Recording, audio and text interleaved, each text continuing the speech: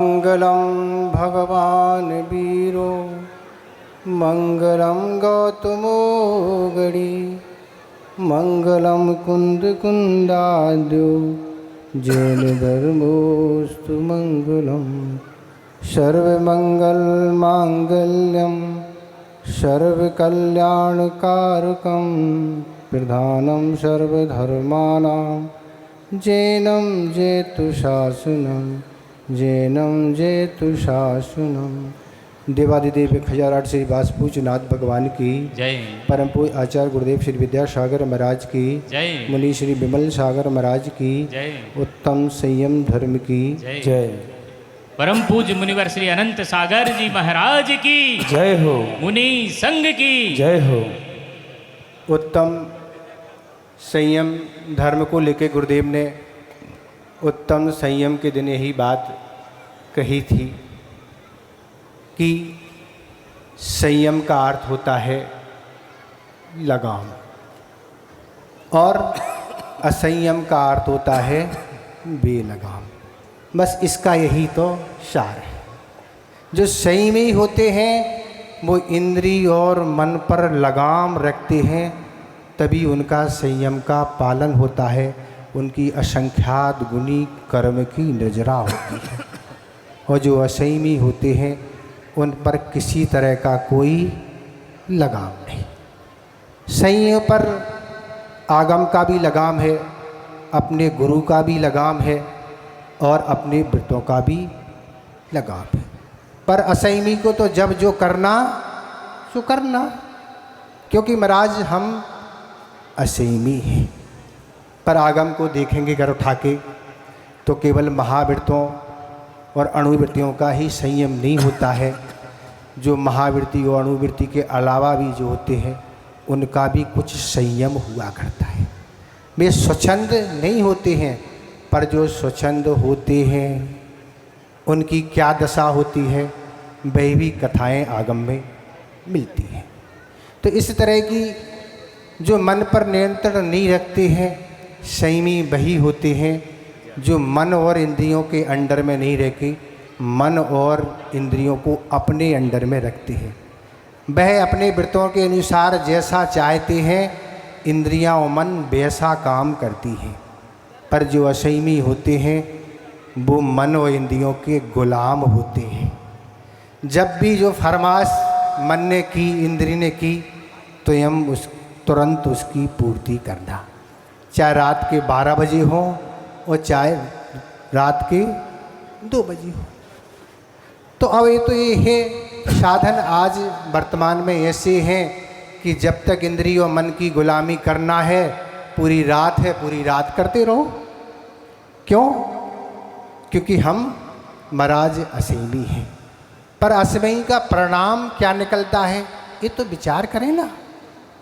तो इस तरह से अगर इंद्रिय और मन पर नियंत्रण है तो हम कुछ इस संसार की दुर्गतियों से बच सकते हैं। और अगर इंद्रिय और मन पर हमारा लगाम नहीं है तो इसकी कोई गारंटी नहीं। इसके लिए आचार्य महाराज एक उदाहरण देते हैं कि जिस तरह एक तांगा होता है और तांगा में एक घोड़ा लगाया जाता है। वह घोड़ा व्यवस्थित चले इसके लिए तांगे के में घोड़े के को नियंत्रण रखने के लिए 2 डंडे लगाए जाते हैं।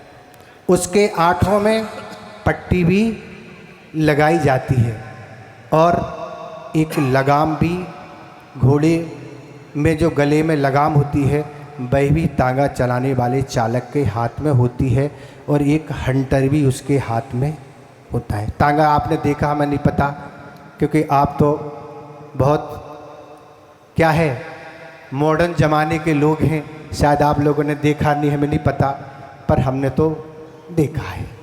इसमें इस तरह के लगाम जब उस घोड़े पर होते हैं तब वह घोड़ा अपने गंतव्य स्थान तक पहुंचता है।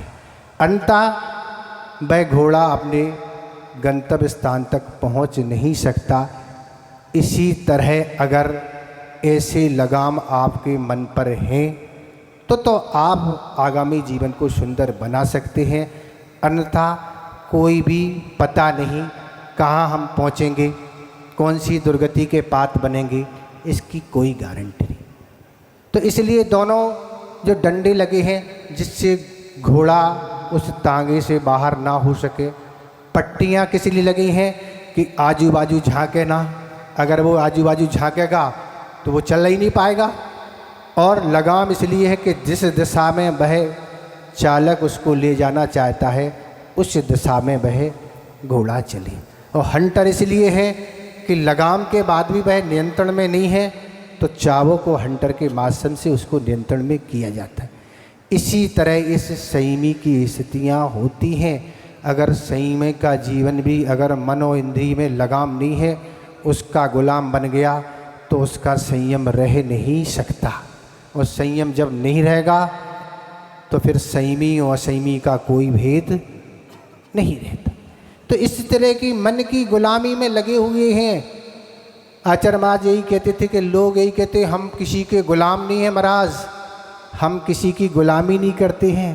पर कभी आपने सोचा कि मन और इंद्रिय की गुलामी में हम 24 घंटे लगे हैं और हम कह रहे हम कोई गुलामी नहीं करते किसी की?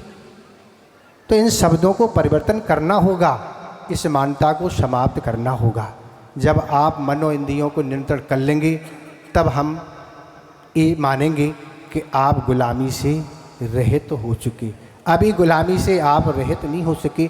तो इस तरह आचार्य महाराज ने ये कहा था कि मन लग रहा है ये अच्छा नहीं, मन लग रहा है ये अच्छा नहीं, मन कहाँ लग रहा है ये देखो ना। मन का लगना कोई महत्वपूर्ण नहीं, मन का काम तो लगना ही है, वो तो कहीं ना कहीं लगेगा, पर लगा कहाँ है ये देखो। अगर वह गलत जगह लगा है तो क्या होगी? वही दशा होगी जो उस घोड़े की होती है कि घोड़ा अगर वह नियंत्रण में नहीं है तो किससे टकराएगा, किसके हाथ पैर तोड़ेगा, किसका सिर फोड़ेगा और कहाँ जाके किस खाई में गिरेगा। और जो उस घोड़े पर सवार लोग हैं उनकी भी वही दशा होगी, कहाँ वह गिरेंगे। तो इस तरह आचार्य महाराज ने कहा था कि मन लगना महत्वपूर्ण नहीं, मन कहाँ लग रहा है ये देखो। अगर मन खोटे कामों में लगा है, वह टाइम पास कर रहा है, अपने जीवन को व्यतीत कर रहा है, उसकी कोई गारंटी नहीं वह जाके कहीं भी अपना अहित कर सकता है। इसके लिए एक दृष्टांत हम आपको सुना देते हैं कि ये मन इस जीव का कैसी कैसी प्लानिंग और कैसी किसी कार्य में लगा रहता है और वह अपने को व्यस्त समझता है और ये समझता है हम बहुत अच्छा कार्य कर रहे हैं। एक व्यक्ति था, सर्दी का समय था और गांव में वह रहता था। गांव के अनेक व्यक्ति आके एक स्थान पर सब बैठ जाते थे, सुबह सुबह सब बैठ के चर्चाएं करते थे। और जो भी गांव का पशुधन था, गाय भैंस आदि, तो वह सब सारा इकट्ठा करके गांव का जो ग्वाला था वह सारा पशुधन गांव से इकट्ठा करके जंगल में उनको चराने के लिए ले जाया जाता था। और इस तरह चराने के ले जाता था। शाम जैसी होती थी, सारों को इकट्ठा किया और सभी के अपने अपने घर भय छोड़ देता था। ये उसका प्रतिदिन का काम था। पर जो व्यक्ति बाहर बैठते थे एक स्थान पर, और वह उसमें से एक व्यक्ति ने एक दिन एक दृश्य देखा कि एक भैंस है और एक भैंस है, उस भैंस के सींग ऐसे मुड़े हुए हैं और मुड़े हुए हैं। वह उस भैंस को देख रहा था। देखते देखते उसके मन में विचार आया कि इसके सींग बहुत अच्छे लग रहे हैं और उसके अंदर विचार यह आया कि हम अपनी गर्दन को इन दोनों सींगों के बीच में अगर डाल देंगे तो ये फंस जाएगी कि नहीं। ये वह उसने विचार किया और वह गाय भैंसें जंगल चली गई। शाम को फिर आई, फिर उसी ने फिर उस भैंस को ही देखा। गाय भैंसी तो अधिक थी पर उसकी दृष्टि तो वहीं गई। फिर वह सोचता है कि ये सिर हमारा जाएगा कि नहीं, गला हमारा फंसेगा कि नहीं। और वह ये प्रतिदिन का उसका ये काम था। सुबह जब निकलना वही देखना, वही सोचना, शाम को वापस होना जब यही सोचना। यही उसका कार्य चलता था। ऐसा करते करते बहुत समय निकल गया। एक दिन पूरी गाय भैंसें वापस जंगल से आ रही थी और उसने सोचा आज दिन अच्छा है, बहुत समय हो गया ना, और उसने अपनी गर्दन जाके उन दोनों सींगों के बीच में डाल दी। और जैसी डाली, अब जो भी भैंस थी वह चक्कर लगाने लगी। वह घबरा गई और जो भी गाय भैंस थी वो भी अलग हट गई। गांव के लोग इकट्ठे हो गए, बड़ी चिंता व्यक्त करने लगे और उसके परिवारजन भी आ गए। वह भैंस बराबर निरंतर घूम रही है और उसकी गर्दन और व्यक्ति फंसा हुआ है। बहुत चक्कर लगा रही। गांव के लोगों ने प्रयास किए पर वह प्रयास सफल नहीं हुए। धीरे धीरे जो भी योग्य व्यक्ति थे उनको बुलाया गया और उस भैंस को रोककर उस व्यक्ति को निकाला गया। निकालने के बाद उसको यथास्थान उसके घर ले जाया गया और उसको हवा आदि करके पानी पिला के और भी पेय ठंडे आदि पेय पदार्थ के 2-3 दिन में उसको व्यवस्थित जो भी मूर्छित हुआ था उसको कर लिया गया। और करने के बाद जब पूर्ण स्वस्थ हो गया, अच्छे से बातचीत करने लगा, भोजन करने लगा, सारी वार्तालाप अच्छी करने लगा, तब उसके पिता ने एक दिन पूछा, आखिर तुमने ये काम क्यों किया, क्या इसमें प्रयोजन था? अब इसकी मत पूछो, आप क्यों किया, इच्छा थी कर लिया, पर तुमने सोचा नहीं। करने लिए पहले सोचती तो। आप कह रहे सोचा नहीं भैया, 2 महीने लग गए। कितने लग गए? 2 महीने से मैं सोच रहा हूँ कि आज डालूँ कि कर डालूँ, इसमें हमारे 2 महीने निकल गए। तुम कह रहे सोचा नहीं। तो एक तो ये दृष्टांत है। इस तरह व्यक्ति अपने जीवन में कितने कार्य करता है जिसमें कोई भी प्रयोजन होता नहीं, निष्प्रयोजन ही होते हैं और सिर्फ पाप को कराने वाले ही होते हैं। पर संयमी जो होते हैं वो इस तरह का कोई काम नहीं करते जिसमें हमारा समय इन्वेस्ट हो पर लाभ कुछ होने वाला नहीं है। इस तरह के अनेक आपको दृष्टांत सुनने मिल जाएंगे, पर जीवन में उनसे शिक्षा लेने वाले कम होंगे जो इसी तरह की स्थितियाँ देखते हैं पर अपने जीवन को कभी भी अच्छा नहीं बना पाते। तो इस तरह की गुलामी संसारी प्राणी रात दिन लग रहा है। मन कहाँ लग रहा है उसको देखो भैया। वह मन जहाँ लगा है छोटे कारों में, खोटे कारों में, उससे हमारा क्या अहित होने वाला है। इसी का नाम संयम है महाराज। हमने तो कोई व्रत लिए नहीं है, तो आप व्रत नहीं लिए तो क्या आप दुर्गति से बच जाएंगे? क्या आप बिल्कुल नहीं बच पाएंगे। इसलिए विचार करने का आज इस संयम, उत्तम संयम का दिन है। एक दिन महाराज निकल रहे हैं, आज छठमा है, बस 4 दिन और महाराज जेल जैसे कट रहे हैं। यही तो लग रहा है ना। बहुत दिक्कत हो रही महाराज। जो हम ठाठ से भोजन करते थे, कई बार भोजन करते थे, अच्छे से व्यापार करते थे, तो संयमी व्यक्ति ऐसा कभी सोच नहीं सकता, क्योंकि ये एक दिन की बात नहीं, ये तो जीवन भर की बात है। अब आचार्य महाराज का हम संस्मरण सुना दें, याद आ गए आप सुन लें कि आचार्य महाराज इस बात को लेके क्या कहते हैं। हम लोग जब लगभग 3-4 वर्ष हम लोगों की दीक्षा को हुए और आचार्य महाराज हम लोगों को पुनः नेमावर क्षेत्र ले गए। गर्मी का समय था और दीक्षा दिवस अगले दिन था। तो हम लोगों ने शाम को ही प्लानिंग की कि आचार्य महाराज वैसे तो समय ज़्यादा देते ही नहीं, जैसे ही आचार्य महाराज का आवश्यक पूर्ण हो सुबह अपन सभी मिलके आचार्य महाराज के समीप चलेंगे। और आचार्य महाराज और संग, गर्मी का समय था, शहर मैदान में लेटता था और आचार्य महाराज ने जैसे ही सामायिक करके आवृत्त की और हम लोग जाके पाटे को घेर के हुए सभी जो भी 23 महाराज थे, 22 थे, कितने थे पता नहीं, और सारे जाके बैठ गए और बड़े प्रसन्न थे। नमोस्तु किया गुरुदेव। गुरुदेव कहने लगे, आज बहुत प्रसन्न लग रहे हो तुम लोग, क्या बात है? आचार्य महाराज हम लोगों की दीक्षा के लिए आज 3 वर्ष हो गए, इसलिए आज हम लोग बहुत प्रसन्न हैं। पर गुरुदेव की सोच देखो, गुरुजी ने क्या उत्तर दिया। जो हम आप कभी सोच नहीं सकते। गुरुदेव ने क्या कहा, जैसे आज प्रसन्न हो ऐसे पल पल प्रसन्न होना है कि हमने संयम को अंगीकार किया है। उस संयम से कभी भी हम असंयमी में नहीं आ जाएं, इसकी सुरक्षा के लिए हमेशा ध्यान रखना है, तब तुम्हारा संयम बना रहेगा। अन्यथा संयम की कोई गारंटी नहीं वह कब हमसे हट जाए। ये आचार्य महाराज की सोच है।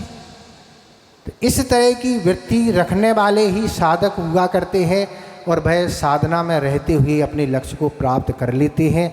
अगर इस तरह की हम याद नहीं रखें, एक बार और हमने आपसे कहा था कि आचार्य महाराज ने यही बात कही थी कि गाड़ी एक दिन खरीदी जाती है पर पेट्रोल प्रतिदिन डलाना पड़ता है। ऐसा नहीं कंपनी ही उसमें पेट्रोल डलाती जाए।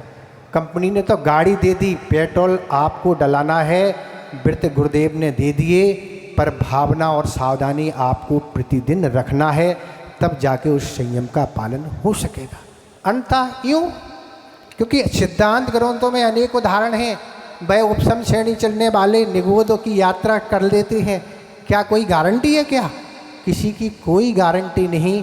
जब तक छायक सम्य दर्शन नहीं होता तब तक कोई नियम नहीं, समाधि मरण नहीं होता तब तक कोई नियम नहीं कि हम इस संसार की भटकन को मिटा सकेंगे। तो इस तरह विश्वास अपने अंदर जब होगा जब हम संयम में रहेंगे। तो आज का यही दिन है कि अपने जीवन को असंयमी से मोड़ के संयम की ओर आप उन्मुख होइए, धीरे धीरे आप बढ़िए, तब जाके कुछ काम होगा। मनुष्य और तिरंचों का मरण का कोई निश्चित काल नहीं है, क्योंकि देव और नारकियों का अकाल मरण नहीं होता, ये तो नियम है। पर मनुष्य और तिरंचों का अकाल मरण हो सकता है, इसमें कोई बाधा नहीं।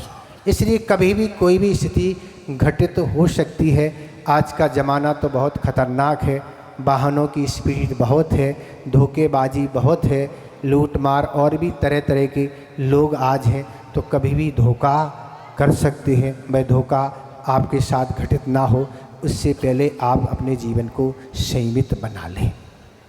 नहीं तो क्या होगा, शरीर का बीमा तो बनवा रहे हैं और सारी सुरक्षा है, घर का बीमा, वाहन का, सबकी सुरक्षा निरंतर हम करते जा रहे हैं, पर इस आत्मा की सुरक्षा के लिए हमने कोई कवच लगाया क्या? किया? सोचा? नहीं महाराज, हमने कुछ सोचा ही नहीं। नहीं सोचा तो नहीं सोचो, फिर क्या होगा? फिर वही एक श्वास में 8-10 बार, और क्या होगा? या वही नरक का एक मैदान है। गाड़ी के लिए तो आपके बहुत सारे शोरूम हैं और सर्विस स्थान है, वहाँ आप धुलाई कर लेते हैं, पर इसकी धुलाई के लिए तो एक ही स्थान है, वह है नरक। वहाँ ही इसकी धुलाई होती है और कोई वाला धुलान स्थान नहीं है। जहाँ एक सर्विस सेंटर है, बड़ा काफ़ी मैदान है, जिसमें आप अच्छे से खेल सकते हैं, कूद सकते हैं, मारपीट कर सकते हैं, स्थान की कोई कमी नहीं। यहाँ के फिर भी स्थान छोटे हो सकते हैं। अगर असंयमी हैं तो इसी के लिए तैयार आप रहो। आपका टिकट कहाँ, अगर इस तरह के खोटे परिणामों में लगे हैं तो वहीं आपको पहुँचना है। और अगर जो संयमी हैं, अगर उनका गुरुस्थान 5वां, 6वां, 7वां है तो उनका भी निश्चित स्थान है, वह भी वैमानिक देवों में ही उत्पन्न होना है। उनका भी रिजर्वेशन पक्का है, सबका अपना पक्का है, जिनके जैसे परिणाम व जिनकी जैसी आयु है। तो इस तरह ये पर्व इसलिए हैं, इस समय काटने वाले नहीं। महाराज एक दिन कट गया है, एक वर्ष, अब अगली वर्ष आएगा, ये तो कट जाएंगे। आचार्य महाराज ने यही कहा था, समय तो भैया कट जाता है पर कर्म नहीं कटते। समय तो कट रहा है, पर अगर कर्म कट रहे हैं, कर्म की निजरा हो रही है, तो वह दिन आपके सार्थक हैं, नहीं तो यूँ चला जाएगा। तो इस तरह से अपने जीवन को अगर सुंदरता बनाना है तो यही संयम की दिन है। हम तो भैया इतना ही सब कुछ समझते हैं, ज़्यादा पढ़े लिखे हैं ना, हमारा ज़्यादा स्वाध्याय है ना, हमको ज़्यादा कुछ अनुभव है। इतने ही अनुभव है, गुरुदेव ने जो कुछ बताया है हम आपके समझ हमने रख दिया। एज यू लाइक, आपको जो पसंद हो सो आप करें। अगर अपने जीवन को आप संयम से जोड़ते हैं, फिर आप यही सोचेंगे कि हमने इस संयम को लेने में बहुत देर कर दी। महाराज हम पहले इसको ग्रहण कर लेते तो बहुत अच्छे रहते, पर हमने देर कर दी, यही आप सोचेंगे। कभी ये नहीं सोचेंगे नहीं हमने बहुत जल्दी कर दी, हम बुढ़ापा हो आ जाता तब हम करते। बुढ़ापे का कोई भरोसा है आपको क्या? आपके केवल ज्ञान में झलका हो तो बात अलग है, हमें तो पता नहीं, हमें तो केवल ज्ञान नहीं है ना, आपको हो तो पता नहीं। तो इस तरह की स्थिति बनाए, जो संयमी बन सके हैं उनको भी सुरक्षा रखना है, उनको भी जीवन अच्छा बनाना है। तो इस तरह से सब आगे बढ़ते जाएंगे। एक दृष्टांत के माध्यम से अपने विषय को पूर्ण करेंगे कि एक व्यक्ति था, वह गरीब था और वह प्रतिदिन नदी में नाव चला के, और जो भी व्यक्ति नदी से पार होना चाहते थे उनको बैठा के उनसे धन लेके अपने परिवार का पोषण करता था। जो भी कुछ आय होती थी परिवार से उसका चलता था। प्रतिदिन का यही कार्य था, सुबह जाना और शाम को अपना कार्य करके वापस आ जाना। और एक दिन वह जब पहुंचा नदी के किनारे, देखा कि अभी सूर्य उदय होने में कुछ देरी है, इसलिए वह जाके नाव पर बैठ गया। और बैठ गया, पर बैठते हुए उसने देखा कुछ पास में कुछ दिखाई दे रहा है, उसमें कुछ कीमती चीज़ सी लग रही है। और वह जाके नाव से उतर के गया, थैला, उसको इस थैले में कुछ वस्तु रखी मिली, वह थैला उठा के नाव पर लाया और वह एक एक वस्तु उसमें से निकाल रहा है। और निकालते समय उसको लगा ये थैले में पत्थर भरे हुए हैं, और वह एक एक पत्थर को निकाल रहा है और नदी में फेंकता जा रहा है। और फेंक रहा है, लगभग थोड़ी मात्रा में ही वस्तु बची हुई है, पर जैसे ही सूर्य की किरणें निकलती हैं और उस वस्तु पर जैसी पड़ती हैं वह वस्तु चमकने लगती है। अरे चमक रही है ये तो वस्तु, और वह अब फेंकना बंद कर देता है और लगता है ये कोई कीमती वस्तु है। और जो वस्तु बची हुई थी मैं सारी वस्तु को लेके एक जौहरी के पास जाता है और जौहरी को दिखाता है, और जौहरी कहता है इसके बदले में हम तुम्हें इतना धन देंगे। और वह धन की मात्रा सुन के सोचता है मैं कितना बड़ा मूर्ख हूँ, कितनी कीमती चीज़ इसमें भरी पड़ी थी, सारी की सारी हमने उस नदी में बहा दी। पर इतनी थोड़ी बची हुई है, इसकी भी हमें कितनी कीमत मिल रही है। हम तो 50 पैसे और 1 रुपये में ही पैसा लेके यात्रियों को नदी से पार करते थे, और जीवन में हमारा कितना श्रम कठिनाई थी, पर इससे तो हमारा माला माल हो गया, करोड़ों अरबों रुपए मिल गए। और अगर वो भी होता जो वस्तु हमने नदी में फेंक दी तो हमारे पास क्या हम धनाढ़ता होती, पुण्य से ऐसी वस्तु मिल गई। ठीक इसी तरह मनुष्य पर्याय भी बहुत कीमती रखती है। बहुत पुण्य से यह मनुष्य पर्याय मिली है जिसको हम विषय कषाय और पापों में निरंतर खोते चले जा रहे हैं और अपने को भाग्यशाली समझ रहे हैं। महाराज हम बहुत भाग्यशाली और पुण्यशाली हैं, हम बहुत अच्छा काम कर रहे हैं। पहले तो अच्छे और बुरे की आप परिभाषाएं सीखें कि अच्छा क्या है और बुरा क्या है। ये तो आपको ग्रंथों से आगम से सारी चीज़ें मिलेंगी। तो अपने जीवों को अगर सुंदर आपको बनाना है तो अपने जीवन को संयम की लगाम से आप जोड़ें, आगम की लगाम से जोड़ें, और अपने जीवन को बहुत अच्छा आप बना सकते हैं। केवल अपनी प्रशंसा में हम भूलते जा रहे हैं, घाटोल बहुत आगे है, बहुत आगे है, इन चीज़ों को नहीं। आचार्य महाराज ने यही बात कही थी कि प्रशंसा करने से विकास हमेशा रुक जाता है। प्रशंसा करेंगे तो सामने वाले की यही थिंकिंग बन जाती, हाँ हम तो बहुत अच्छे हैं, हम में कोई बुराइयाँ नहीं है। इस बात को नहीं सोचना, हमें आगे अभी तक कितना आयाम बढ़ना है, अपने जीवन को कैसा बनाना है, इसमें आप गति दें और अपने आगामी जीवन को सुंदर बनाएं। इतने ही हम पर्याप्त समझते हैं। अहिंसा पर